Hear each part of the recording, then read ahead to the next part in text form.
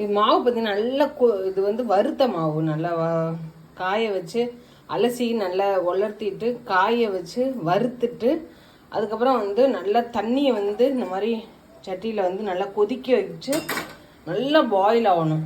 Boil ஆன தண்ணியை ஊற்றி நம்ம இந்த மாதிரி வந்து கொலக்கட்டையாக பிடிச்சி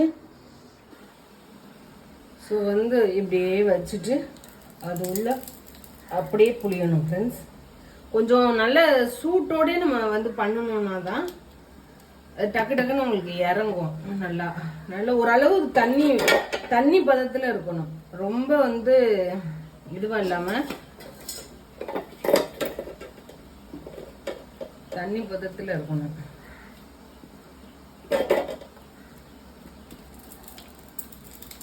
இது வந்து குத்து இடியப்பம்னு சொல்லுவாங்க. இது தட்டுல வைக்கிறது வேற மாதிரி இருக்கும். இது வந்து குத்து இடியப்பம்.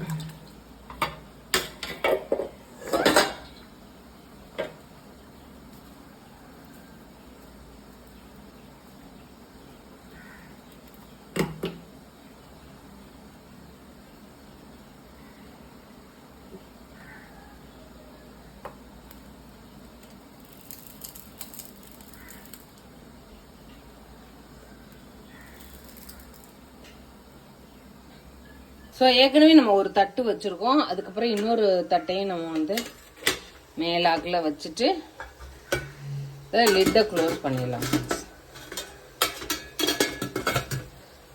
ஸோ ஒரு 10 நிமிஷம் இருந்தால் போதும்.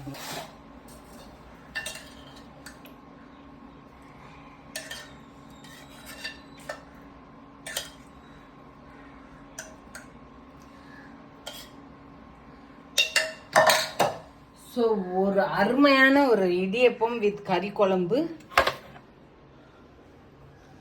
ரெடி ஆயிடுச்சு ஃப்ரெண்ட்ஸ்.